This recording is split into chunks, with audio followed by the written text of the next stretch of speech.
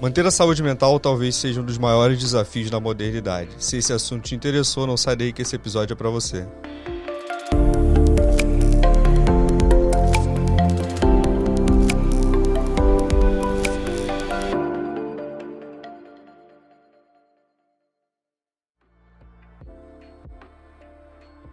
Olá, seja bem-vindo a mais um episódio do For Health Lab Cast, o podcast do For Health Lab.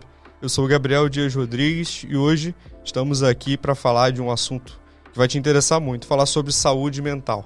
E para trocar ideia com a gente nesse podcast de hoje, temos a Mayara Desiderati, que é médica generalista formada pela Unifeso, pós-graduada em psiquiatria pelo IPMED, preceptora do internato médico da Unifeso, aqui em Teresópolis, docente da Faculdade de Medicina também aqui em Teresópolis.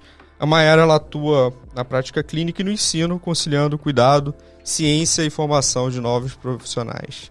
Mayara, muito obrigado por ter aceitado o convite. Você é aqui da cidade, então não vou falar que você subiu a serra para vir aqui, mas você já estava aqui e dispôs do seu tempo, então muito obrigado. Eu queria que você se apresentasse, começasse a falar um pouco da sua trajetória, né? Como que você escolheu a medicina e também a psiquiatria. Obrigado. Nada. Eu que agradeço o convite. Acho que a oportunidade de a gente falar de saúde é sempre muito, muito grandiosa, né? E muito importante para as pessoas.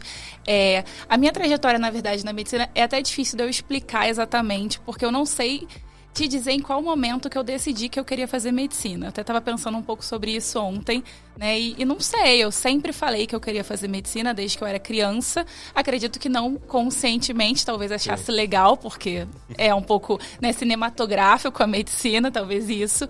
Mas acho que oficialmente ali na época do ensino médio, eu já com aquele pensamento de que eu queria, e a dificuldade, que é a questão do pré-vestibular, eu realmente fiz essa escolha consciente de que eu iria passar por aquilo, de que seria todo um processo para passar, enfim. E aí, depois de 3 anos, eu realmente passei. E aí, eu vim para a faculdade e acho que realmente foi onde eu encontrei o que eu realmente queria fazer da minha vida, assim. Né? Eu sempre falo para todo mundo que eu não sei se em algum momento da minha vida eu vou ter outro sonho tão grande quanto eu tinha de ser médica. Legal. Eu efetivamente acho que eu não vou ter algo tão grandioso assim. Mas tudo bem. Então, foi muito... A faculdade, para mim, foi um momento muito importante de crescimento, não só pela faculdade em si, mas também pelo fato de que eu me mudei, eu era do Rio, e aí eu vim aqui morar sozinha, né, com 19 anos. Então, toda essa construção também, né, de uma maturidade, uma responsabilidade, eu acho que foi muito importante para mim. E durante a faculdade inteira, eu quis fazer obstetrícia. Inteira, toda, né? Então eu fiz vários estágios em obstetrícia. Eu trabalhei ali no Maria Amélia, atrás do Souza Guiar, que é uma maternidade de referência no Rio, para obstetrícia. Eu fiquei 1 ano lá, né? Então eu realmente queria mesmo. Só que quando a faculdade acabou, né, eu me formei no meio da pandemia, né? Então, durante a pandemia ali, eu me formei e eu não consegui, ali naquele primeiro momento, fazer nenhuma especialização por uma questão financeira mesmo da minha família. Não tinha como parar, eu tinha que trabalhar. E aí eu fui trabalhar no pós-saúde, que era um lugar que eu gostava, nunca gostei de dar plantão. Então, plantão não era uma opção pra mim. Certo. E aí eu falei, bom, vou trabalhar no pós-saúde, que é um lugar que eu sempre gostei. Eu acho que vai ser legal nesse momento até de adaptação ali, né, à formação. Eu fui trabalhar no posto, comecei a trabalhar aqui no Posto de Saúde do Pimentel, aqui em Teresópolis, legal, que é uma comunidade ali no bairro de São Pedro. E foi muito desafiador, porque, na verdade, era um posto de saúde que estava abrindo há 2 semanas. Então, era um posto de saúde novo na cidade. Não tinha tido ainda nenhum médico ali fixo, mais algo mais coringa mesmo. E eu tinha acabado de me formar, né? Então, foi muito bom, mas, ao mesmo tempo, muito desafiador. Eu criei muito vínculo com a comunidade, com as pessoas, com a equipe. Ali eu entendi realmente o que era trabalhar em equipe, o que era trabalhar no SUS, legal, assim... Né, todos os desafios que a faculdade não te ensina, que os desafios são muito mais sociais do que efetivamente técnicos, né? E aí aquilo foi bem legal para mim, para eu aprender. E eu comecei a me questionar por que eu queria obstetrícia, se eu não gostava mais de fazer pré-natal. E eu falei, gente, eu não gosto mais de fazer pré-natal. Não sei por que eu quero fazer obstetrícia. E aí eu comecei a ver que eu gostava muito do vínculo. Aquele vínculo com as pessoas, aquilo de eu conhecer as pessoas que vinham para ser atendidas comigo, aquilo me encantava, assim. E eu achei que eu queria fazer medicina de família e comunidade, que também é uma especialidade, né? Só que eu não achava que era exatamente isso. Eu falei, bom, vou fazer um curso. Na época estava tendo um curso do Sírio-Libanês de saúde mental na atenção básica, um curso de curta duração. E aí eu fiz esse curso na época, que durou acho que uns 8 meses. E eu amei. Eu amei o contexto da saúde mental, fez muito sentido para mim. Eu acho que foi um autoconhecimento para mim também, para eu entender a importância daquilo na nossa vida, né? Não somente de entender os sentimentos, mas entender a nossa construção mesmo de ser humano, né? A nossa individualidade, nós somos diferentes. E eu falei, não é isso. É psiquiatria, eu quero fazer psiquiatria. A minha família ficou chocada. Ficou todo mundo em choque. Meu pai falou, gente, de onde veio isso do nada? E aí já vem também um estigma, né? Assim, uma geração mais antiga. E meu pai falava, Mayara, mas psiquiatria é especialidade de maluco, vai trabalhar né? no hospício. Vai trabalhar no hospício, vai trabalhar no manicômio. Eu falei, não, pai, não é mais assim, não é isso. Né? Então, até eles entenderem também, foi todo um processo. E aí eu realmente fiz psiquiatria e foram 2 anos ali na pós-graduação e foi bem enriquecedor, assim, foi muito legal. E as coisas foram meio que acontecendo assim organicamente, né? Eu sempre gostei de falar, eu sempre gostei de me expressar. Acho que eu sou uma pessoa que eu preciso falar para me expressar, né? E na faculdade mesmo eu já era da Liga, então eu participava de Liga, eu fazia monitoria. E assim que eu me formei, aí nem tinha feito psiquiatria ainda, eu já comecei a trabalhar como preceptora, né, dos alunos, que nada mais é do que uma pessoa que recebe os alunos no estágio. Então, os alunos de medicina nos 2 últimos anos, eles fazem um estágio que a gente chama de obrigatório, né, que é o internato de saúde mental. E eles ficavam comigo ali no posto de saúde para aprender um pouco como que funcionava a abordagem, o cuidado com os pacientes. E aquilo foi meu primeiro contato assim, na área da educação, né, não sendo aluna. Sendo aluna eu já tinha sido monitora, mas é diferente. E foi muito legal, né? E eu vi que realmente, além da medicina, eu também gostava muito de estar com os alunos, né? E de ensinar, e de conversar com eles. Então, aquilo foi o primeiro passo, digamos assim. E aí, depois, realmente começou a vir depois que eu terminei, né? Após, a ideia de querer realmente dar aula, efetivamente. Nessa parte eu já sou um pouco mais nova, não tem nenhum ano que eu tô dando aula, mesmo em sala. A preceptoria já tem uns 3 anos. Então, um pouquinho dessa história, assim, né, da minha trajetória. Nossa, que legal, que história legal. Eu acho que, assim, você contando agora tudo faz sentido, né? De repente, no meio do caminho, você se questionou, obviamente, né? Você estava pelo caminho certo, mas contando agora, fala, pô, com certeza, nasceu para ser professor e para ser psiquiatra. Mas, bom, acho que a gente vai abordar muito desses assuntos aqui, né? Vamos falar aí da sua experiência nos postos de saúde, na saúde pública, no SUS, que eu acho que é fundamental. Com certeza uma experiência muito enriquecedora. A gente estava falando aqui nos bastidores, né? Eu também participei um pouco desse trabalho nos postos de saúde e realmente uma coisa para ser falada, para ser divulgada. Mas vamos começar falando um pouco, né, do tema geral, né? Que é saúde mental. E hoje em dia, qualquer lugar que a gente vai, a gente escuta, né? Pô, tem que cuidar da saúde mental, como é que tá a sua saúde mental? A gente fala de saúde mental desde a criança até o adulto, profissionais, né? Isso está muito também alta nas empresas, na faculdade, nas escolas, né? Então, acho que também muito um reflexo da pandemia, a gente não pode deixar de falar, né? Mas cuidar da saúde mental virou uma preocupação, né? E como você enxerga, assim, a saúde mental é realmente um problema da vida moderna, né? Em alguns lugares já ouvi falar que é o grande problema, né? Uma grande pandemia. A gente tem ainda, por exemplo, o sedentarismo como sendo uma grande pandemia. Mas hoje, acho que depois aí da pandemia e com a era digital, a gente tem a saúde mental como sendo realmente um tópico aí importante na vida das pessoas. Então, eu queria que você falasse um pouco disso. Eu acho, primeiramente, já positivo saúde mental ter entrado nas rodas de conversa, né? Então, acho que nesses últimos anos, o fato da temática saúde mental, cuidado com a mente, emocional, ter entrado numa roda de conversa informal, eu já acho um grande avanço. Porque antes era algo muito fechado, muito estigmatizado. Não que ainda não seja, mas acho que nós tivemos melhoras significativas nos últimos anos, né?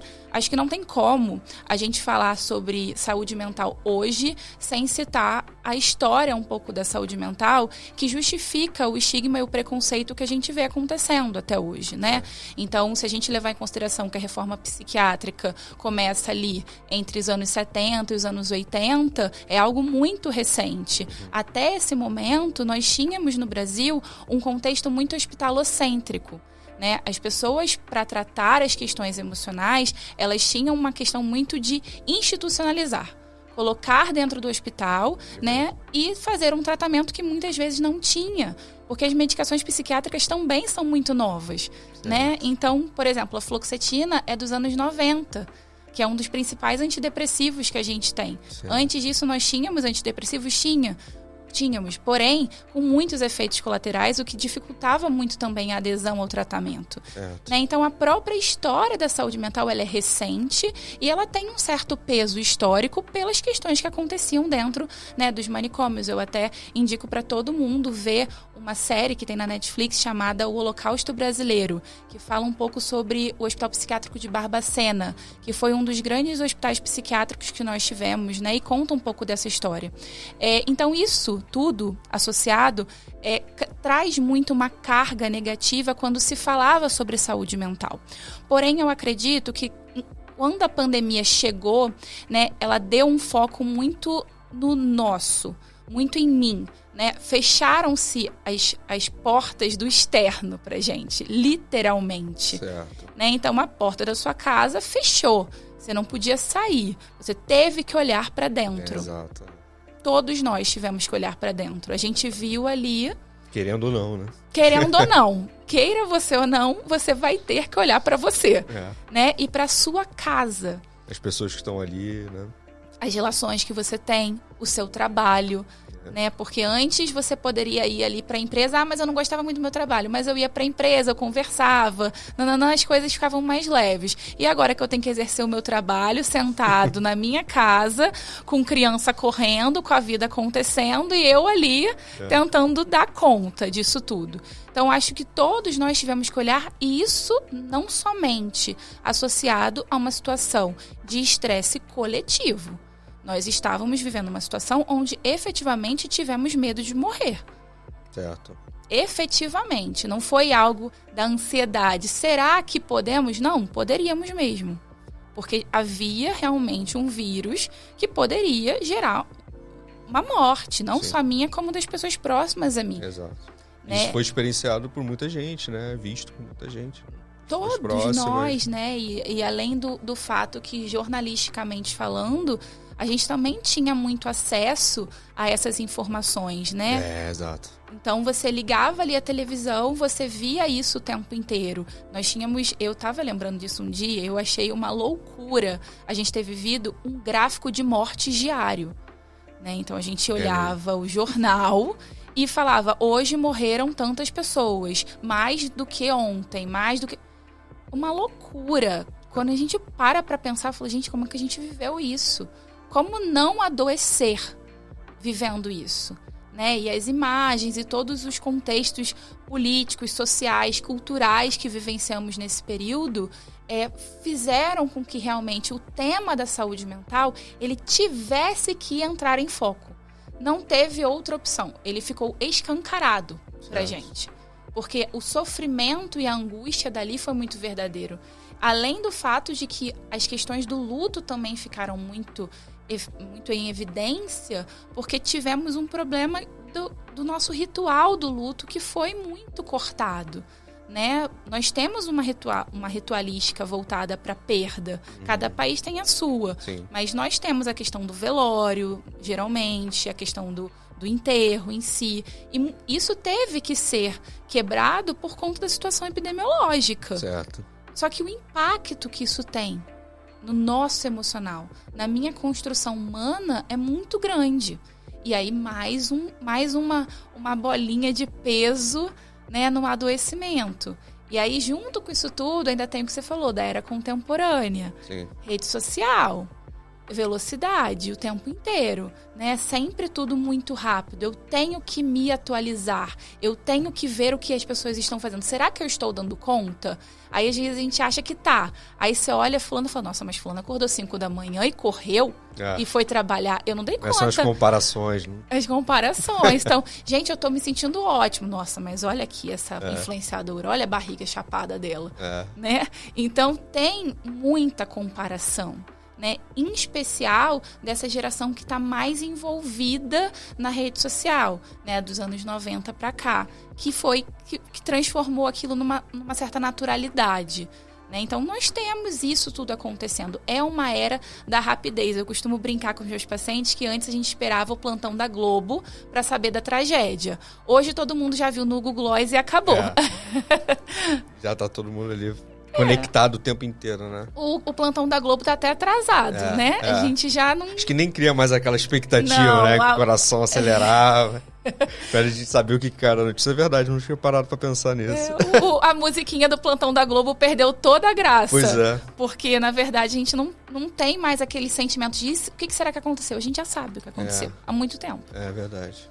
Eu acho que isso é um excelente link pra gente falar. Acho que também é uma coisa que tá nas rodas de conversas daí, né? Porque parece que tá todo mundo ansioso, né? Que acho que a ansiedade é uma coisa que a gente tá o tempo todo esperando algo, o tempo todo conectado, como você falou, né? Retornos muito rápidos, né? Então, a gente nas redes sociais, e aí eu vi até algumas pessoas falando isso, eu achei fantástico, que é também a dependência que a gente tá do celular, das redes sociais, que eu acho que começa também pra gente assumir, né? Falar, olha, não, tá todo mundo nessa. Sim. Inclusive a gente aqui pra estar fazendo podcast, tá ali conectado, eu fico visualizando, vendo quantas... E aí, eu tô adotando uma estratégia que é quebrar um pouco as coisas. Olha, vou ficar longe do celular. Até o iPhone agora tem aquelas modos de não perturbe e tal, e tem um agora que que você coloca só as notificações mais importantes, você seleciona. Eu achei isso máximo, porque, coisas importantes, eu fico preocupado, minha mãe tem algum problema de saúde, não, ela vai poder me ligar, né, que é pra que serve o celular, né, pra gente falar com as pessoas. Sim. Então, a gente às vezes esquece, né, para gerações mais novas, talvez assim, nem sabe onde faz a ligação. Sim. Mas eu queria que você falasse um pouco disso, assim, de ansiedade, né, porque agora também fazendo um outro link voltando para a fisiologia, né? Isso eu escuto também de algumas pessoas que são ansiosas. Minha mãe é uma pessoa ansiosa, ela fala assim, não, mas a ansiedade é aquela coisa que me move, eu tenho que ser um pouco ansiosa para conseguir fazer as coisas, para ter vontade de viver. E que a gente fala de fisiologia, particularmente da área que eu estudo, que é sistema nervoso autônomo, a gente explica um pouco isso, né? Na reação de luta e fuga, que você tem que estar preparado ali para... na fisiologia, né, correr ou lutar. Em alguns momentos, eu acho que é importante, né, você ter esse preparo, né, de tipo... porque senão a pessoa fica muito ali apática e tal, mas isso não pode ser algo crônico, né? Então eu queria também que você falasse um pouco disso. O que é ansiedade como uma questão fisiológica e o que já é um transtorno, né? Sim. Então eu queria que você explorasse um pouco essa questão da ansiedade, que é algo que me interessa bastante. Boa. E eu acho que é um tema que está realmente muito em alta e que gera dúvida mesmo. Né? Então, assim, primariamente, antes da gente entender isso, a gente tem que saber diferenciar a ansiedade sentimento da ansiedade transtorno. Então, todos nós, seres humanos, vamos sentir ansiedade. Inclusive, é importante que a gente sinta ansiedade, né? Ela nos prepara em situações de risco. Exato. E de perigo iminente. O e-mail não é um risco, um inimigo iminente, mas na nossa mente hoje contemporânea, porém não é. Né? Então, a ansiedade foi construída como um sentimento fisiológico, efetivamente, para nos proteger. E também para nos preparar em situações que realmente demandam um certo risco. risco, né? Então, por exemplo, se eu tenho uma apresentação ali da faculdade para fazer, é natural que 2 dias antes eu fique mais preocupado, e aí vem os pensamentos antecipatórios, né? Que a gente chama de preparatórios. Poxa, como é que eu vou fazer esse slide? Poxa, será que essa cor vai ficar legal? Não, vou botar assim porque as pessoas vão entender melhor. E se eu falar assim, isso é uma ansiedade? Natural. Tem que ter realmente, para eu poder me adaptar. Agora, se essa ansiedade começa a acontecer 45 dias antes desse evento, a gente tem que começar a pensar se realmente isso é fisiológico ou não. Certo. Né? É muito tempo. Então, existe um equilíbrio entre aquilo que é fisiológico e pertinente à situação e aquilo que começa a ser exagerado, né? Que não é realmente inerente àquela situação. Então, eu sempre falo, né? Por exemplo, é natural, a gente está aqui em Teresópolis, a gente vai descer a serra, vai pegar a Avenida Brasil, a linha vermelha, pela situação do Rio de Janeiro, é natural que tenhamos uma certa vigilância, um certo cuidado, porque a gente sabe que é um lugar ali de maior risco e tudo mais. Mas isso não pode fazer com que eu evite essa viagem, mesmo que eu precise ir de qualquer forma. Então, eu preciso ir ao Rio para tirar meu passaporte. Ah, eu não vou, porque eu não pego a linha vermelha. Mas está acontecendo alguma coisa na linha vermelha agora? Neste momento? Não. Então, por que não vai? Se a sua ansiedade já está fazendo você evitar situações, isso já começa a ser um problema. Certo. Porque ela pode nos preparar. Né? Eu vou durante o dia, porque à noite é mais perigoso de pegar a linha vermelha. Não, eu vou com esse carro, porque esse carro aqui já talvez não seja muito legal, porque é mais perigoso. Beleza, isso é uma preparação comum. Agora, não, eu não vou, e aí eu pego o carro, aí de manhã eu chego na serra, aí eu passo mal, aí me dá taquicardia, e aí eu tenho que voltar. Isso não é natural. Então, na psiquiatria, a gente trabalha muito também com limite. Esse limite entre o normal e o patológico, Sim. Ele é muito limítrofe. Certo. Mas, se o seu sentimento de ansiedade, ele te gera um prejuízo funcional, é aí que entra a questão da ansiedade virar uma doença. Certo. Ela te gera um prejuízo, você deixa de fazer coisas, o seu sofrimento é persistente, é limitante, aí ela vira um problema. Certo. E eu achei muito interessante que você falou, né, da frase da sua mãe, que ela fala, se eu não tiver ansiedade, o que eu vou fazer? Né? Isso é muito comum em pacientes ansiosos. Muito. Esse sentimento de se eu não tiver ansiedade, eu não dou conta. Que é muita coisa para fazer, como é que eu vou dar conta? Né? E, na verdade, é uma crença que foi se desenvolvendo em cima do pensamento ansioso, que se eu não tiver esse sentimento, eu não vou dar conta. Não vou ser capaz, né? Esse pensamento de incapacidade. Quando, na verdade, talvez se você não tivesse essa angústia, esse sofrimento tão intenso no dia a dia, você daria conta e até melhor, porque não teria o sofrimento envolvido. Com certeza. Gasta muito mais energia, né? Aquela coisa, aquele estresse crônico, né? Porque se a gente for pensar do ponto de vista fisiológico, é isso, né? A ansiedade, a taquicardia, hiperventilação, a pessoa fica ofegante e você, cronicamente, isso vai causando prejuízos, né? Eu acredito que seja um ciclo, que para a pessoa sair daquilo é um pouco mais difícil, né?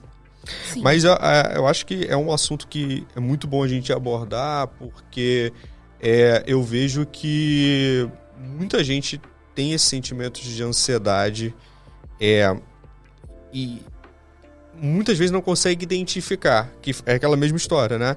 Ah, não, eu não sou ansioso. Ansioso é o fulano, né, que tem isso direto, né? Mas a pessoa dá sinais ali de que realmente está virando algo crônico. E tá tudo bem, porque na verdade, assim,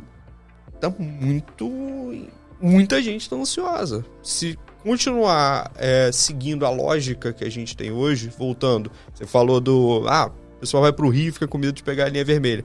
Só você ligar o jornal todo dia de manhã, você vai ficar com medo. Sim. É impossível. Só se você realmente tiver ali uma mente, um autocontrole absurdo. Porque se você continuar vendo, eu sentia isso, né? Quando eu vou para Niterói, eu tenho um apartamento lá, eu tenho uma televisão na cozinha. Então eu gosto de tomar café assistindo televisão. Só que de manhã tá passando o jornal. Sim. E é o jornal que traz notícias locais.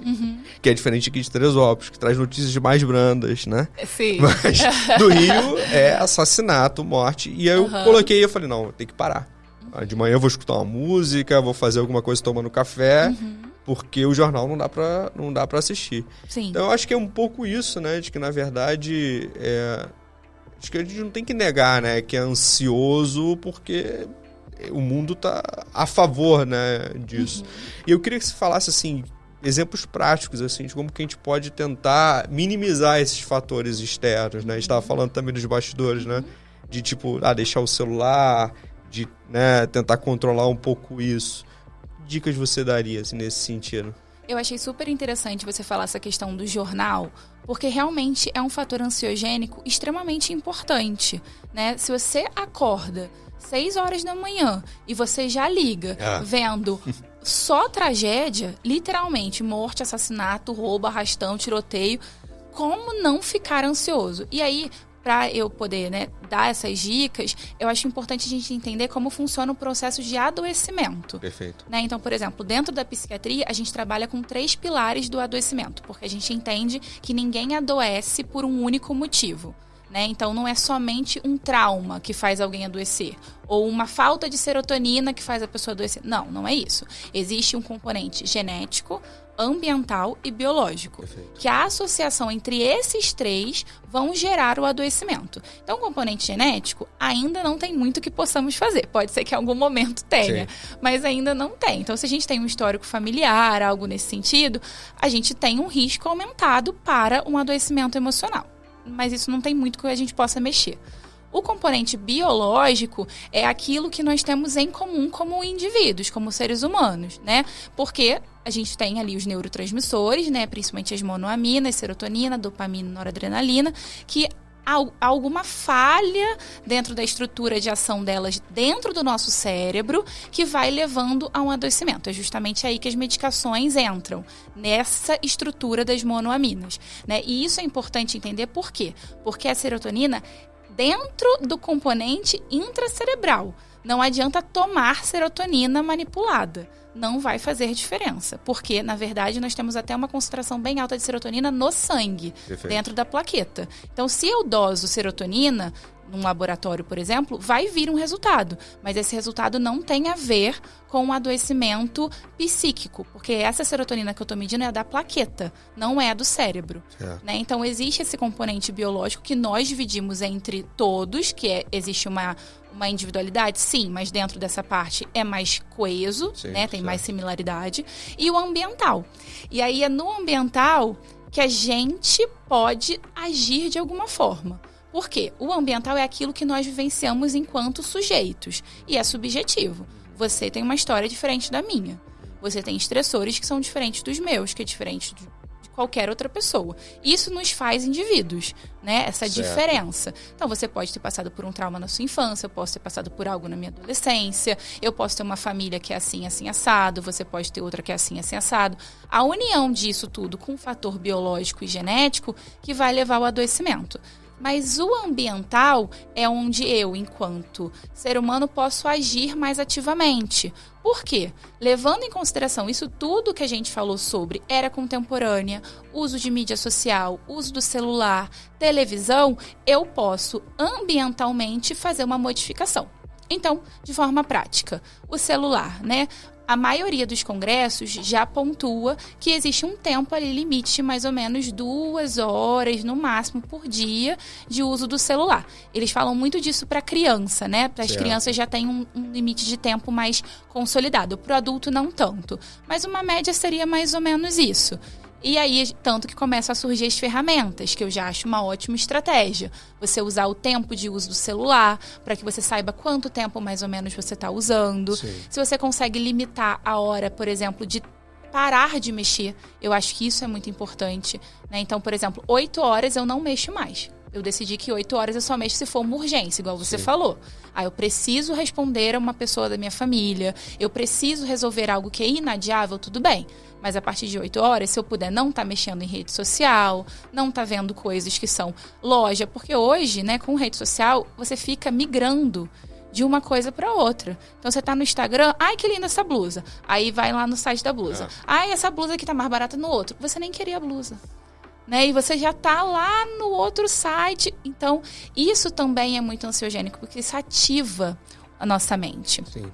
E essa ativação vai gerando insônia, vai gerando os prejuízos do sono, da qualidade do sono, porque eu estou mais ansioso, eu estou mais ativado, né? Então, o tempo do celular é muito importante. A questão da rede social, né? Eu sempre falo para os meus pacientes, limpa a sua rede social. Segue pessoas que vão te fazer bem e que não fazem você se sentir se comparando, se sentir diminuído, né? Siga coisas que realmente façam você elevar de alguma forma e não te pôr para baixo. Né? Porque hoje, infelizmente, com essa questão de influenciadores e tudo mais, às vezes a gente realmente vai se perdendo e no final você está seguindo pessoas que você talvez nem teria uma amizade, uma afinidade. Para quê? Né, que a gente está fazendo esse movimento? Porque acaba sendo muito ansiogênico também. Porque aí já entra também na geração da performance. Sim. Que também é esse momento que a gente está vivendo. Né? Da geração da performance, do bem-estar. Se fosse só do bem-estar, seria ótimo, mas também já vai pro exagero. Sim. Então, também tomar cuidado com quem eu sigo, para além do cuidado com o tempo do celular. Perfeito. A questão da televisão também, né? Como você falou, eu acho que se ver essas reportagens, isso é mais ansioso para si, não tem por que ficar vendo. Né? A gente não vai... nós não vamos ser pessoas desatualizadas só porque não estamos vendo jornal todo dia, o tempo todo. Não tem porquê. Então, limitar aquilo que vem do meio externo e que possa, de alguma forma, ser muito ansiogênico para mim, é muito importante. E aqui eu também estou falando das relações. Né, relações interpessoais. Hoje, quando fala-se de psiquiatria do estilo de vida, que já é não é uma especialidade, mas é um campo de atuação que já vem sendo mais falado, tem um dos pilares que é a sociabilidade. Né, as minhas relações. Então, o quanto que as minhas relações estão sendo saudáveis para mim. Porque grande parte de alguns estresses que nós temos no dia vem das relações interpessoais. Seja no trabalho, seja no componente familiar, seja num componente amoroso. Né? Então, amizade, escolher bem essas relações, né, é muito importante. E claro que a terapia, a psicoterapia, que na minha visão é uma ferramenta excelente para que a gente possa manejar o nosso estresse. Né? Nesse mundo que a gente vive hoje, ter um lugar ali para falar, que a gente possa realmente expressar essas questões e olhar para dentro, em vez de só olhar para fora, eu acho que é muito importante. Legal. Você falou coisas muito legais, né? Eu acho que essa questão que você começou falando também dos neurotransmissores, né? A gente não pode deixar de falar da dopamina, né? Que hoje, com as telas, com, né, excesso de estímulo, fala-se muito do excesso de dopamina, né? Tem até alguns livros, alguns artigos sobre isso. Uma outra coisa muito legal que você falou do sono, né? Que na verdade, acho que você entra num loop de excesso de telas. Isso atrapalha seu sono, você fica mais ansioso, busca por mais estímulo, recompensa rápida para ter mais dopamina, né? E aí quebrar esse ciclo é uma coisa muito difícil, né? Eu acredito que primeiro a gente entender esse ciclo, né? Então acho que trazer você aqui para falar disso hoje já é um passo, as pessoas assistirem, eu tô me identificando com isso, com as dicas que você deu, acho que isso é fantástico.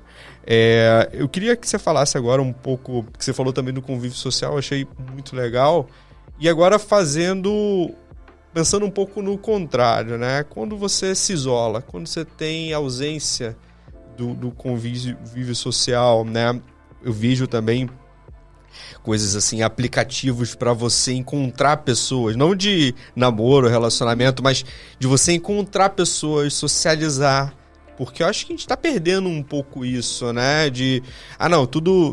Hoje ninguém mais se liga, então áudio, quando já manda áudio, você fica, tem que escutar esse áudio, por que não escreveu? Né? Pra encontrar, mas que preguiça de encontrar, e isso vai gerando, né, impactos, eu acredito. Né? E a gente tem que falar também, obviamente, em depressão, né? Como que isso também pode a pessoa ficar um pouco mais depressiva por conta de não estar muito em contato com os familiares, muito em contato com os amigos, ou não ter muitos amigos, não fazer muitas amizades. Queria que você falasse um pouco disso. Sim, excelente. E assim, essa percepção do isolamento, e aí fazendo um pouco um contraponto com o que a gente falou também da pandemia, né? O quanto que isso pode ser adoecedor.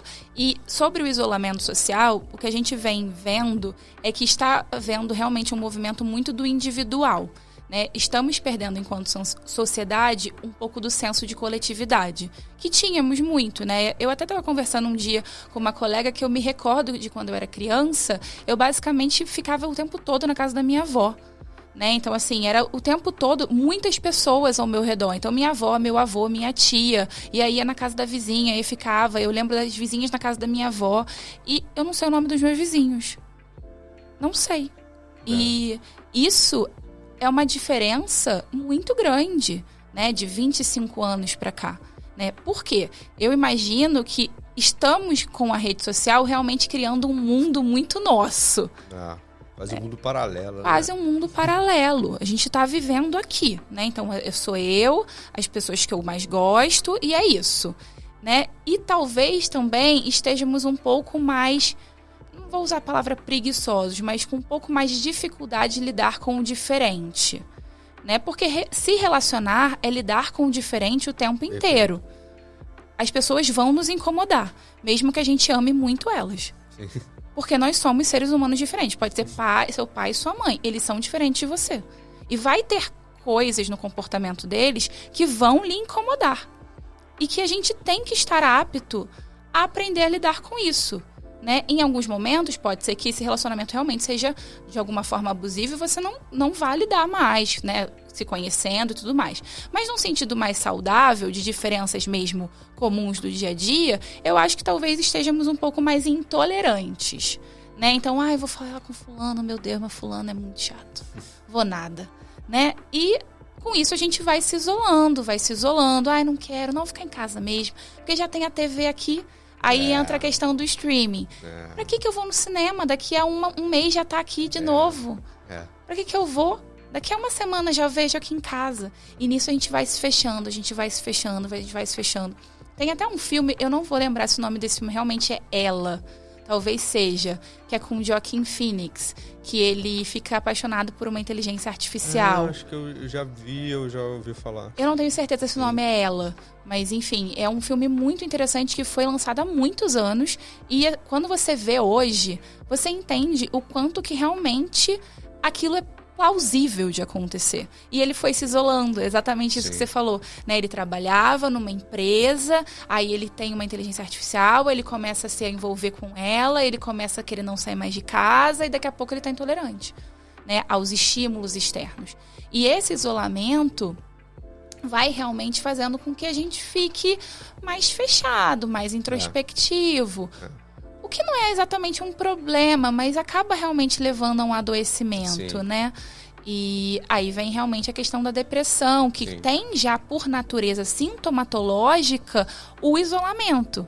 Né? Uma pessoa que está deprimida, melancólica, ela tende já a um maior isolamento, porque ela fica mais intolerante mesmo a esses estímulos externos, às vezes até ao barulho mais excessivo.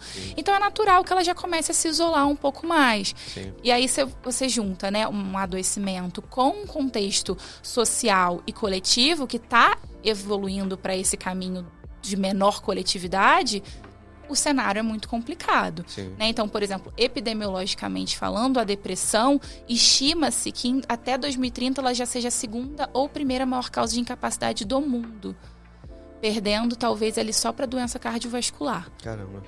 Então, assim, isso é um número muito importante. Né? Não somente, eu costumo falar muito isso com os alunos, né, da medicina, que às vezes eles falam assim, Mara, mas eu não quero fazer psiquiatria. Eu falei, não é mais sobre isso. Não é mais sobre psiquiatria. Agora já é sobre medicina. Sobre cuidado. Porque se você, enquanto generalista, vai tratar uma hipertensão, pois bem, agora você vai ter que tratar uma depressão. Porque epidemiologicamente elas vão ser igualmente importantes daqui a algum tempo. E fisiologicamente elas podem estar associadas, inclusive, né? Uma depressão pode desencadear algum problema cardiovascular, por exemplo, né? Pessoa também com alguma doença crônica pode estar também mais depressiva, né? Por conta de questões da doença.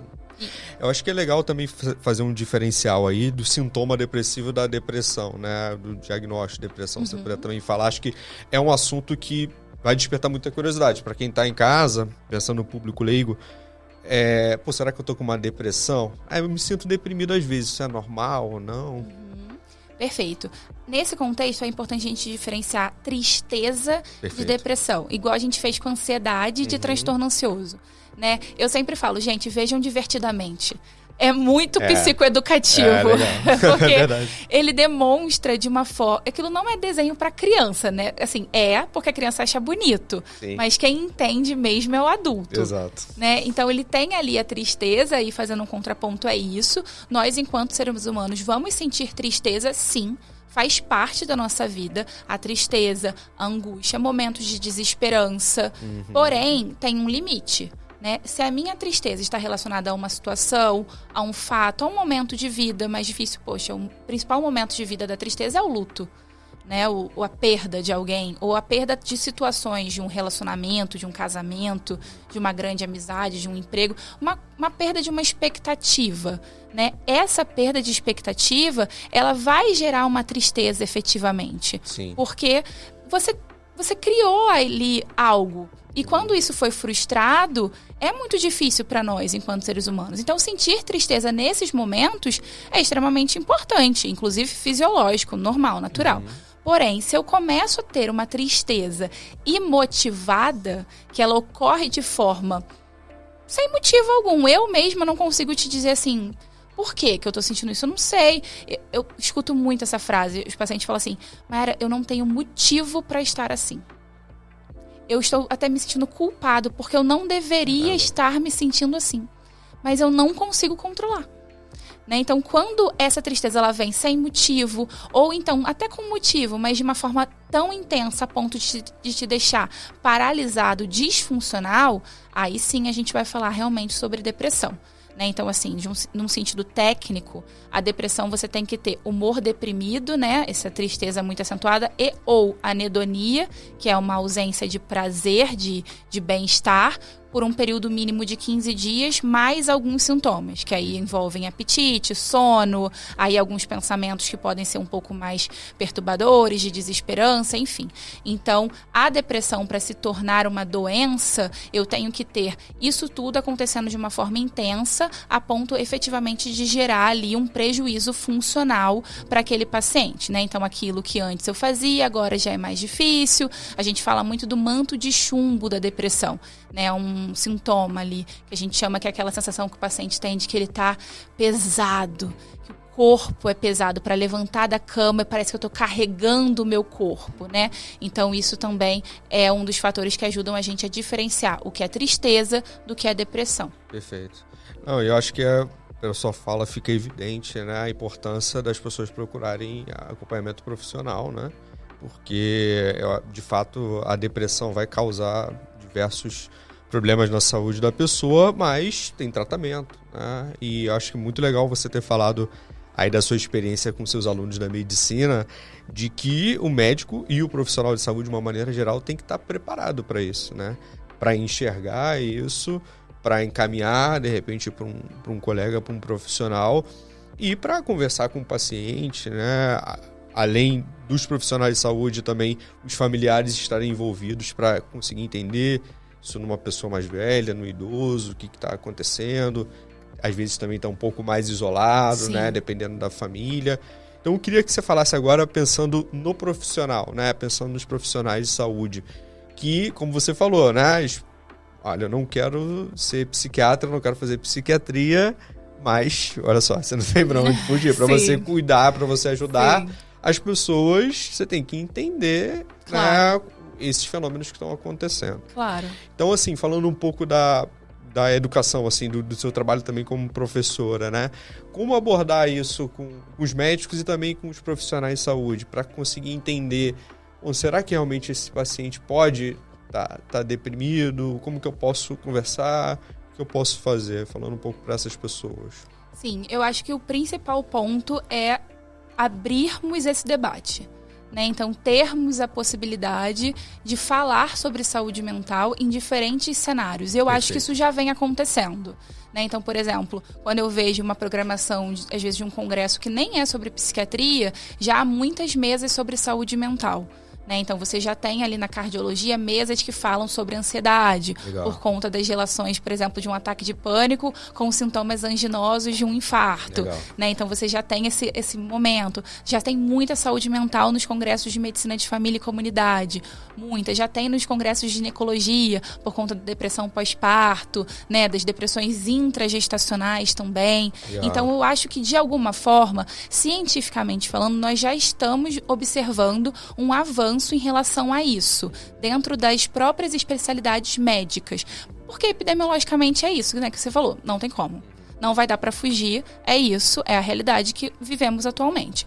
Em relação aos próprios alunos, o que a gente vem observando é que realmente o próprio cenário científico acadêmico na formação médica já vem dando mais foco na saúde mental, né? Então, por exemplo, eu já tive, né, na minha formação um cenário no internato só de saúde mental. Então, o meu estágio no internato, ele já teve 6 semanas só de saúde mental.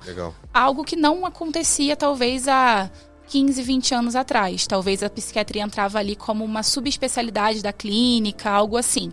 E agora não, eles continuam vendo como realmente algo obrigatório, é uma área, né? Acho que isso por si só já abre o olhar, né? E automaticamente, falando mais sobre o assunto na esfera global, os alunos vêm demonstrando mais interesse, né? Então, por exemplo, na minha época de faculdade, eu me formei tem 5 anos. Então, eu entrei na faculdade há 11, por aí. Na minha época da faculdade, fazer psiquiatria já era uma coisa assim, gente. Por que essa pessoa quer fazer isso? Não tem sentido. Vai tratar o quê? Vai tratar psicose? Não tinha muito esse olhar, por exemplo, para esse tratamento da ansiedade, da depressão, e que é a maior realidade, né, enquanto profissional que trabalha com saúde mental hoje em dia. E que é natural, até pela era que a gente vive. Né? Então, acho que até mesmo num sentido da visão deles, isso vem mudando, e é só observar, por exemplo, o aumento do número de alunos que vem querendo fazer psiquiatria. Né? Então, hoje, quase toda a turma que eu vou dar aula tem pelo menos uma pessoa que quer. Então, isso já é também algo que demonstra um maior interesse. Enquanto educadora, o que eu sempre tento fazer com eles é demonstrar a realidade da saúde mental, de que não é apenas subjetividade. Perfeito. Né? Porque existe uma crença deles mesmo, eles falam muito sobre isso, professora, mas então como é que é? Como é que eu vou tratar? É muito subjetivo. Eu falo, gente, tem uma subjetividade pela parte ambiental, que a gente já falou. Então, é claro que tem uma subjetividade, né? A sua história é diferente da minha. Não tem como nós sermos iguais. Mas, biologicamente, nós somos muito semelhantes. Né? E essa parte é a objetividade da psiquiatria. Né? Por isso que nós temos protocolos. Então, hoje em dia, nós já temos um protocolo de diagnóstico, que é o DSM-5. Nós já temos um protocolo de tratamento, que aí nós temos os tratados, o Kaplan, que é americano, o da Sociedade Brasileira de Psiquiatria, que é a ABP, que é do Brasil. Nós já temos o CAMAT, que é uma instituição também canadense que faz muitos estudos voltados para o tratamento de depressão e bipolaridade. Então, tem fluxo, tem objetividade, mas isso vai ser associado à subjetividade. Mas não é assim, esse remédio eu acho que vai funcionar.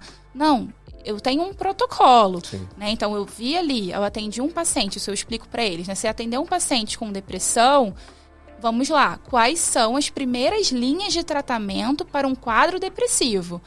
Professora, vortioxetina, sertralina e desvenlafaxina. Certo, esse é o protocolo. Vamos lá, vamos escolher o primeiro, começa devagar, aumenta. Então, tem uma objetividade. E eu tento demonstrar isso para eles porque eu acho que é muito ruim, enquanto profissional de saúde, você receber um paciente e você associar o sofrimento mental dele a escolhas, ou a personalidade, ou a vontade. Né? Existe um adoecimento. E isso tem que ser levado em consideração. Perfeito. Acho que é excelente a sua colocação, porque, e como você mesmo falou, né? As medicações são relativamente novas, né? Então podem ser também desconhecidas. Só que, né, é importante, né, eu sempre gosto de falar isso, por trás de uma medicação que está aprovada sendo utilizada ali, tiveram diversos estudos pré-clínicos, clínicos, para que você avalie e certifique a eficácia, a segurança, né? Então, não é realmente essa questão de, vamos tentar esse... Você falou, tem protocolos. E, do outro lado, o paciente, eu acho que tem que também acreditar nisso, né? Quando ele procura, acredita que tem um protocolo de tratamento aqui, né? Então, eu queria que você falasse um pouco, assim, da terapia medicamentosa, que muita gente deve estar se perguntando também, mas eu já tomei esse remédio, né? Como é que funciona? As principais terapias. E depois falasse também da terapia não medicamentosa, né? Que é totalmente complementar, né?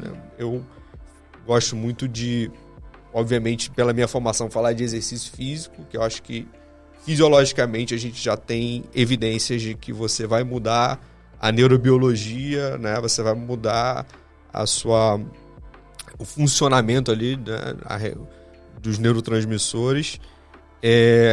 Técnicas também como respiração, acho que é uma coisa muito importante, yoga, meditação, que no imaginário de muita gente acha que não, isso aí, né, não tem explicação. Fisiologicamente a gente sabe muita coisa, né?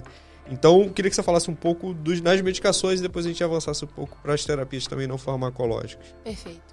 Então, as medicações, né? E aí aqui eu vou falar um pouco mais de ansiedade e depressão, propriamente dita, porque as medicações são semelhantes entre elas, porque as teorias são as mesmas. Então, nós não sabemos exatamente o que leva ao adoecimento biológico para levar à ansiedade e depressão. Nós temos teorias. Certo. Então, uma das teorias é a teoria das monoaminas, que é da questão da sertralina, da serotonina, da dopamina e também da noradrenalina. Mas também temos a teoria inflamatória, que leva em consideração as citocinas inflamatórias. Perfeito. Por isso, a relação com as doenças crônicas e tudo mais. Tem algumas teorias novas, como a teoria intestino-cérebro também. E tudo isso vai sempre levando à questão da não é uma má adaptação, mas uma má ação, digamos assim, da serotonina nos neurotransmissores, né? Então, o que nós temos, de uma forma mais geral, para todo mundo entender, seria que a serotonina que nós produzimos, em algum determinado momento, ela não age da forma adequada naquele neurotransmissor, que é esse receptor. Eu gosto de explicar para os pacientes que é como se fosse uma fechadura Perfeito. E uma chave,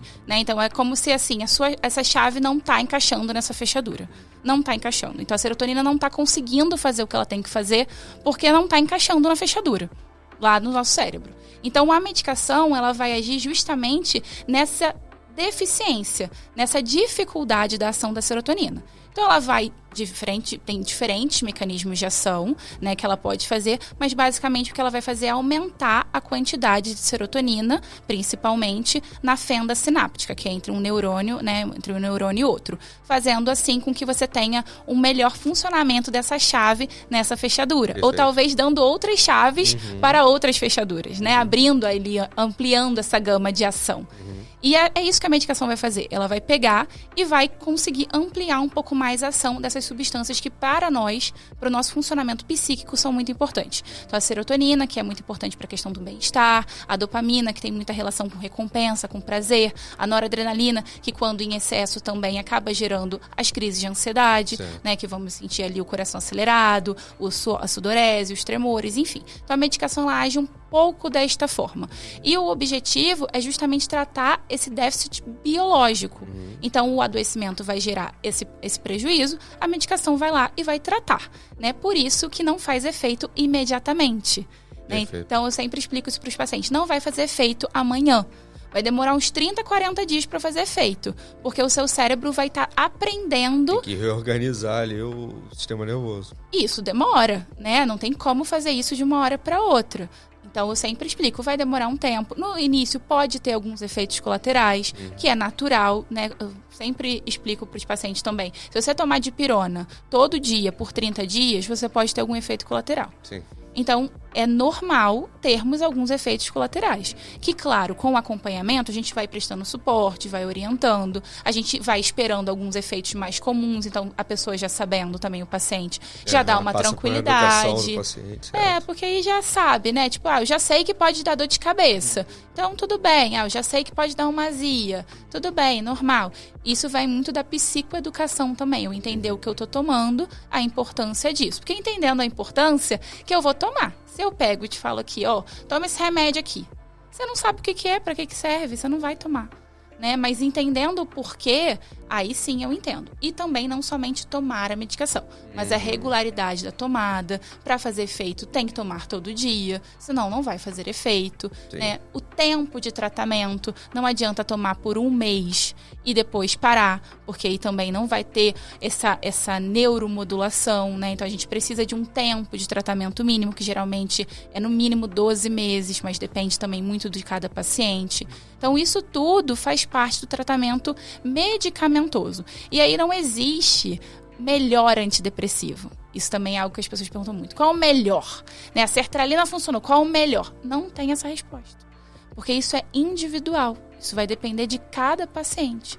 Hoje nós temos o privilégio de termos muitas medicações disponíveis, boas, seguras, e que a gente consegue escolher com mais facilidade do que há 30 anos atrás, por exemplo. Sim. Então, isso é realmente com a conversa, com a compreensão, com a clínica de cada um, e a gente escolhe a melhor opção. E aí, complementando, né, a parte não medicamentosa, as psicoterapias. Sim, eu acho que a principal eu não comentei, sim. Com certeza. Né, que é uma das mais importantes. E nós temos aí a terapia cognitivo-comportamental, algumas modalidades também hoje que estão ficando mais em vista, mas o importante é que o paciente ele se sinta confortável também, né, nesse ambiente. Com certeza. Porque às vezes também a gente, né, tem muito essa questão do protocolo e realmente a TCC, ela acaba entrando muito nos protocolos como a primeira linha de psicoterapia, mas eu já tive pacientes que fizeram e falaram, Mayra, eu não gostei, eu gostei mais da psicanálise, e é isso. E tá tudo bem. Se você se sentiu confortável e você deseja manter um tratamento e aquele tratamento tá surtindo efeito, ok, né? Então, isso também é muito importante, que a gente compreenda a individualidade de cada paciente. Não, tem que fazer TCC, tem que fazer... Não se adaptou. Né? O importante realmente é que a gente tenha esse olhar ampliado e a necessidade de um acompanhamento regular com a psicoterapia. E eu achei também muito legal que você falou da yoga, né? Que está sendo muito falada hoje em dia, porque é uma terapia de mindfulness. E o mindfulness hoje está em vários protocolos. Né? Eu fui num congresso na USP no ano passado e tinha um lançamento de um livro de mindfulness para a psiquiatria. Né, que, se eu não me engano, era da Arte Média, alguma coisa assim. Então, você vê que é um tema que está sendo muito falado e realmente está tendo mesas sobre isso. Né? O BRAIN, que é um congresso também bem famoso hoje na parte de, não só de psiquiatria, mas de neurologia, de geriatria, teve mesas sobre yoga, tinha momentos de meditação, né, para as pessoas fazerem, porque isso realmente faz a conexão com o momento presente.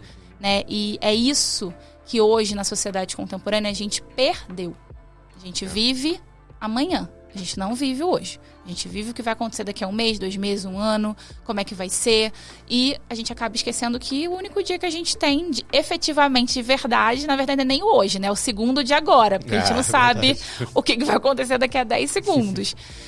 Então, essas terapias que hoje são muito faladas, a yoga, a meditação, vem muito para esse lado do mindfulness. E eu achei também muito legal o que você falou, isso tem estudo. Porque às vezes os pacientes acham assim, meio hippie isso, né? Exato. Meio alternativo.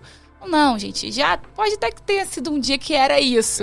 Mas hoje tem estudos falando sobre isso. E tem estudos robustos, né, inclusive, né? Tem grandes, assim, com realmente resultados muito positivos e muito interessantes no controle da ansiedade, né? Aprender a respirar, aprender a controlar uma crise que pode vir a acontecer, né? Que às vezes, tudo bem, a medicação pode ajudar? Pode, mas se a gente tiver outras ferramentas além da medicação, também é muito legal, também é muito interessante. Né? Então, eu acho isso bem interessante. Não, é perfeito sua colocação, porque, na verdade, é uma terapia como medicamento, né? Que tem que ser seguido. Eu acho que isso é uma coisa importante de falar, né? Porque muita gente deve pensar, não, yoga não é para mim, mindfulness não é para mim, eu não consigo ficar parado. Não, mas o profissional, ele vai ter um tempo ali com você, você vai aprender, assim como a medicação leva tempo, as terapias também levam um tempo. É óbvio que a gente tem que considerar, eu falo muito isso com exercício físico, né? Qual o melhor exercício físico? É aquele que você faz. Então, a gente estuda, né, tal, uma modalidade, outra. Olha, muito legal esses estudos, né? Mostrar que, se você mostra que diversos têm efeito, você deixa a pessoa escolher, né? É a mesma coisa das terapias. É yoga, é mindfulness, outro chama de meditação, outro uma respiração controlada. Não importa. Eu acho que é importante a pessoa fazer, seguir aquilo, encontrar, né? E começa pelo entendimento que, olha, né, não é aquela coisa de que vou tomar a medicação só ali, vai agir no momento. Tomei, daqui a 10 minutos eu tô bem e vou conseguir, né, viver minha vida. Não é bem assim. Então, tem esse tempo. E eu sempre, quando a gente fala de mindfulness, quando fala desse assunto, eu lembro de que eu fiz uma sessão só de mindfulness, foi na época que eu estava na Itália fazendo pós-doc. E, na verdade, a gente foi para um horto, né, um jardim botânico, uns pacientes que tinham doenças crônicas, acho que eu até já falei disso aqui, com uma doença autoimune, né? E foi proposto, e muitos tinham sintomas depressivos, né? Uma doença rara, uma doença grave, inclusive. E aí foi uma sessão, né? E foi bem legal, porque aí todo mundo fechou o olho, né? A profissional começou a guiar. E depois teve um relato, né? Como é que você se sentiu e tal. E aí você tinha que se concentrar, né, nas partes do corpo. E aí uma paciente falou assim, olha, eu não consegui me concentrar em nada. Me dava ansiedade quando eu começava a pensar na minha mão, pensar no meu pé no chão, pensar na minha cabeça, pensar no vento batendo, no calor. Aí ela falou assim, tá, mas você conseguiu até o final, né? E agora você tá relatando isso. Então, olha, você conseguiu entender mais sobre a sua ansiedade, olha que positivo. Sim. Então, na verdade, não é sobre você... é uma dose de calmante. Sim. De você, tipo, eu vou... Não, talvez você tenha que lidar ali, né, com a sua ansiedade, mas se perceber, que é o que a gente não tá fazendo hoje. Não. Que é o que a gente não tem tempo para fazer hoje, né? Então acho que é muito, assim, pessoal, acreditem, né, que realmente o que a gente tá falando aqui não é um achismo. Sim. Não é algo que... Não é hippie. Não é papo de hippie. Não é papo de hippie.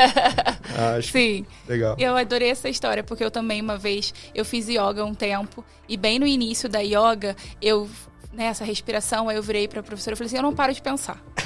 Se o objetivo era eu parar de pensar, eu não consegui, porque eu não consigo parar de pensar. Aí ela falou, não, mas o objetivo não é parar de pensar, é você saber que o pensamento vem e vai. Exato. Ele não vai ficar, ele vem e ele vai. Ele é só um pensamento. Né? Ele não é parte de você, ele é um pensamento. Então, é isso, né? Até mesmo o reconhecer o problema já é uma melhora. Eu saber o que eu sinto já é estar melhor. E não se anestesiar. Porque hoje também, por conta dessa sociedade do desempenho, as pessoas estão buscando a anestesia. Né? Então, eu sinto angústia, eu não quero entender por que eu estou angustiado. Eu quero tomar uma medicação que vai... um remédio para me anestesiar. Para me anestesiar. E vai fazer efeito, porque é química, é biologia. Exato. Então, vai realmente acalmar. Mas você lidou com o que está te deixando angustiado? Você entendeu o que está te deixando angustiado? Muitas vezes não. Né? Então, a conclusão é que, na verdade, sentir não é patológico. Alguns momentos quando é em excesso. Mas todos nós vamos sentir. E se anestesiar não é solução. Porque, na verdade, viver é sentir o tempo todo.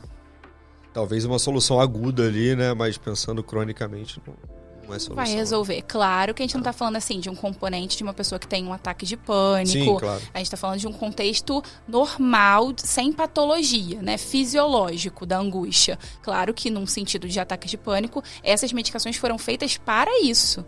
Para tratar esses sintomas. O problema foi que acabamos, no meio do caminho, usando de uma forma talvez um pouco excessiva em outros tipos de angústia. Perfeito. Eu acho que é muito legal essa mensagem, né? Acho que a gente tem que falar disso, de que é isso, tem que ter paciência, tem que acreditar nas terapias. Eu acho que é muito legal. Uma coisa que eu quero fazer aqui ainda é trazer também alguns pacientes, algumas pessoas para relatarem um pouco, né? Porque realmente, de fato, funciona. A gente comentou aqui também de exercício físico, além da questão fisiológica, também tem toda a questão social. Então, você participar, né, de um grupo que faz exercício, achar alguma atividade que você goste, um esporte ou algum outro hobby, né? Participar de algum grupo social que faz alguma coisa, que faz um trabalho social, Sim. que ajuda animais, enfim.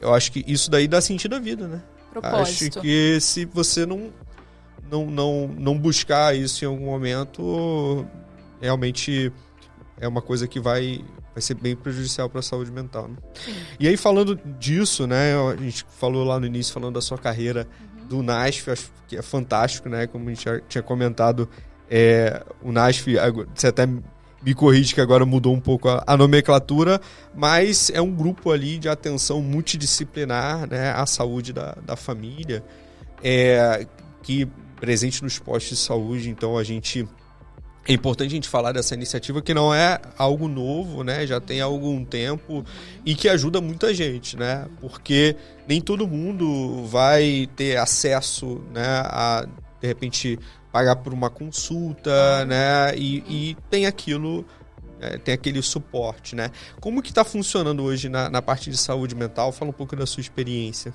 Sim, eu trabalhei como... na parte de saúde mental, especificamente do NASF, por acho que foi cerca de 2 anos. E foi uma experiência, na verdade, foi uma vivência, né? Muito rica, realmente. Eu sempre acreditei e acredito muito no trabalho multidisciplinar. Acho que é impossível fazer um tratamento médico ou o que quer que seja apenas com um profissional. Nós sempre vamos precisar, né, de um cuidado integral. E acredito que o NASF, que hoje chama multi, certo. Tem alguns meses só que teve essa mudança. Então, quase todo mundo chama de NASF mesmo. Então, essa equipe, né, que nada mais é assim, explicando de uma forma geral, na verdade é uma equipe que presta atendimento para postos de saúde. É uma estratégia do SUS. Então, nessa equipe você vai ter diferentes especialidades, não só médicas. Então, você vai ter assistente social, educador físico, farmacêutico, psicólogo, terapeuta ocupacional, médicos de diferentes especialidades. Eu trabalhava com saúde mental, mas, por exemplo, pode ter pediatra, pode ter ginecologista, geriatra, neurologista, pode ter vários.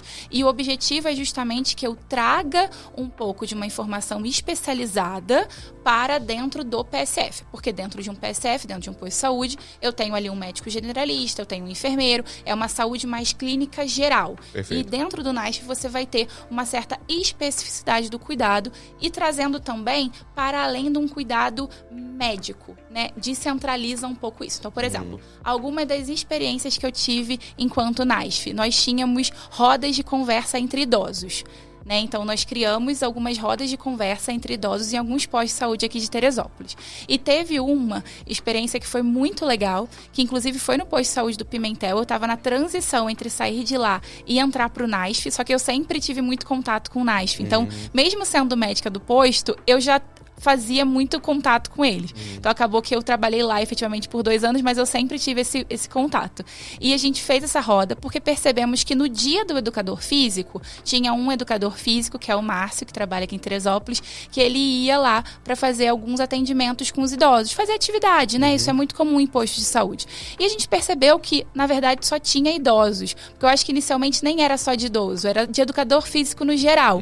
E só tinha idoso, né? E elas e eles começaram a fazer muita amizade. Então a gente começou a perceber que toda semana tinha lanche, que toda semana tinha alguma coisa acontecendo. A gente falou, bom, vamos aproveitar isso e vamos criar uma roda para poder falar de temas que vão, né, agregar no sentido de saúde. Então, cada semana era uma roda e teve uma semana que foi da saúde mental. E a gente falou um pouco sobre família, propósito, e foi muito bonito, porque teve um senhor que ele falou assim, eu tô aposentado e eu sempre quis tocar violão. Eu tenho um violão e eu nunca mais toquei. E eu queria voltar a tocar. A gente falou, então o senhor traga seu violão e a gente vai tocar na roda. E aí ele levou o violão, a Legal. gente fez uma roda e ele começou a tocar. E ele tocou uma música, acho que era um sertanejo, assim, uma música bonita. E ele chorou. E todos eles choraram. Legal, e aí ele legal. falou que ele ficou emocionado porque ele lembrou que ele tocava essa música pro pai dele quando ele era criança. Que legal. E assim, foi um momento super bonito que a gente teve ali. Quando eu vi, tava todo mundo chorando. Os pacientes, a gente, a equipe, quem passava na rua. Porque é isso, sabe? É sobre propósito. Aqui em nenhum momento a gente falou sobre remédio. Eu nem conhecia a fundo esses pacientes, porque não eram pacientes meus, eram pacientes do grupo, né? Mas eu vi que ali eles encontraram um propósito, né? E eu acho que muito do NASF, né, é isso, é ajudar esses pacientes a encontrar, às vezes, um propósito, uma relação familiar mais interessante através da assistente social, né? Então, tem a Raquel, que trabalhava comigo, que faz um trabalho excelente, tem a Fernanda, a farmacêutica, que também ia comigo, e a gente também fazia avaliação das medicações dos pacientes. Então, nessas medicações, a gente às vezes via que o paciente estava desregulado, né, o controle depressivo ou da hipertensão, da diabetes, porque ele não estava tomando remédio. E aí a gente ia até a casa do paciente para entender o porquê. E quando chegava lá, às vezes a gente entendia que aquele paciente era analfabeto, ou então que ele não conseguia organizar os remédios. Então a gente pegava e organizava, fazia carimbo de manhã, tarde, noite, ou então organizava em caixinha para poder ajudar. Legal. Então é um trabalho lindo que o NASF faz. Assim, eu estou citando o NASF Teresópolis porque é onde eu tive contato, mas tem no Brasil inteiro, né? Exato. Isso é uma política pública. Exato. Né? Então tem todo o componente de SUS, nós temos o NASF. E é um trabalho lindo que tem que ser muito reconhecido, porque eles agregam de uma forma que vai muito além só de receitar, é de olhar mesmo, é de vínculo. Isso é muito bonito. Eu acho que, na verdade, é um trabalho que tinha que ser mais divulgado, né? Sim. Porque tanto se faz, né? Mas ganha pouca mídia, né? Pouca divulgação, porque na verdade ajuda tanta gente. E numa escala muito maior, né? Porque é isso, a gente, quando fala de saúde pública, a gente tem que pensar quanto mais pessoas a gente vai poder ajudar, e nessa ideia de colaboração, né? Tanto entre os profissionais, que vão se ajudar, vão se complementar, como também na comunidade, né? Porque um vai trazendo o outro e vai falando com o outro, você gera aquela ideia também de pertencimento, né, da comunidade. E é isso, quando você vai ver, você está fazendo uma terapia ali, né? Sim. Comunitária. Sim. E está sendo, inclusive, bom até para os profissionais que estão ali, né? Com certeza. Então, acho que é interessante também a gente incentivar Sim. os profissionais de terem pelo menos uma experiência, né? Sim. E Eu é acho uma que terapia, é uma autoterapia mesmo. Várias vezes a gente ia conversar, né, com algum paciente, tá acontecendo isso, a gente é super preocupado. A gente saía assim da casa, eu virava e falava, gente, então, a gente levou uma aula aqui. Isso aí. Legal. A gente pode ir embora com essa aula que na verdade, quem foi tratado foi a gente. Porque eram vivências, assim, realmente, às vezes muito difíceis e com muita, muita resiliência. Né? Então, eu também acho, como você falou, que todo mundo tinha que vivenciar essa experiência, né, se possível, dentro do SUS, dentro de um posto-saúde, de um NASF, porque é algo que enriquece a gente, não só como profissional, mas como pessoa também.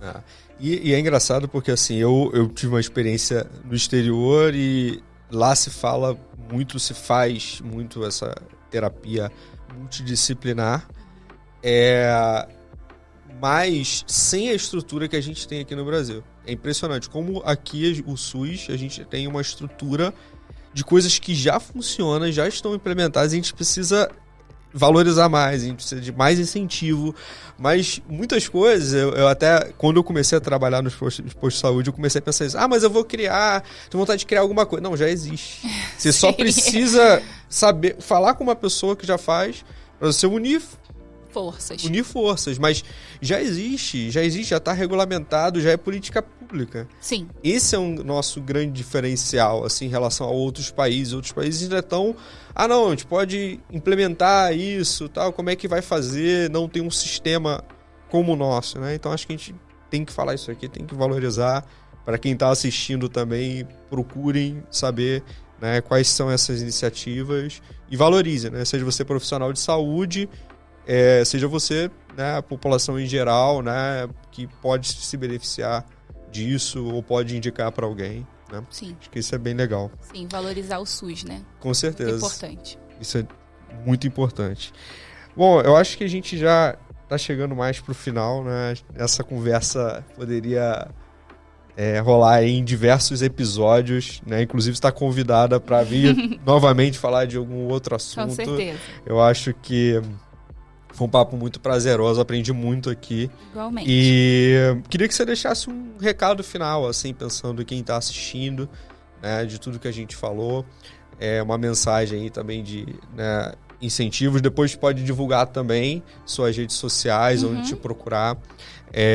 Acho que foi muito legal. A gente falou de diversos assuntos aqui. Falamos desde questões mais clínicas, mais voltadas para os pacientes, né, ou para a população em geral, e também de formação profissional. Então, acho que conseguimos abordar diversos assuntos. Então, por favor, deixe seu recado final e, mais uma vez, obrigado aí pela sua presença. Eu que agradeço, foi muito bom. Acho que falar sobre saúde mental é sempre ótimo, ainda mais de forma leve, que eu acho que é isso que a gente tem que fazer, falar sobre saúde mental de forma leve, né?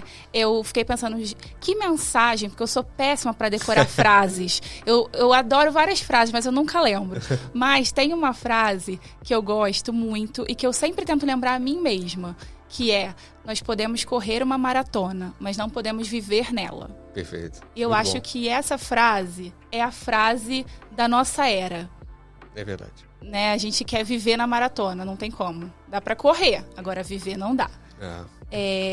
E eu queria, né, claro, convidar para quem quiser me seguir nas redes sociais. O meu @ é doutora Mayara Desiderati. Lá eu falo um pouco de saúde mental, eu falo também sobre como que a gente pode seguir uma vida um pouco mais leve, mais saudável, mas sem muitas restrições, né? Só vivendo e sentindo, que eu acho que é o mais importante. Legal. Acho que a palavra-chave é equilíbrio, né, Mayara? Sim. Acho que é uma coisa que a gente está precisando hoje em dia, né? E que faz muito sentido a gente tentar buscar nosso equilíbrio, né? E buscar ajuda quando necessário. Na verdade, uma ajuda é sempre necessária, né? Seja no profissional, mas talvez de um familiar, né? De um grupo ali de amigos, enfim. Obrigado mais uma vez. Obrigada. Vou aproveitar também para deixar o convite para você que está assistindo e ainda não seguiu o canal, né? Ativar o sininho lá para as notificações. Se você está assistindo pelo YouTube, também vai no Spotify, porque também tem esse episódio do Spotify. Dá para escutar ali no Spotify lavando louça, podcast. Eu sempre faço isso, escuto podcast lavando louça. É um conteúdo bom, né? A gente está falando de conteúdos bons. Sim. Fora os jornais sensacionalistas. Sim. Então, um podcast é um bom conteúdo que a gente está falando. Então, sigam as nossas redes sociais também, For Health Lab. E comentem também o que vocês acharam, se tiverem dúvidas, que a gente vai tentar responder. E se vocês tiverem outros temas também de interesse, coloquem aqui outras pessoas que vocês gostariam de ver no nosso podcast. Então é isso. Obrigado, Mayara, mais uma vez. Eu sou grata. Obrigado, pessoal.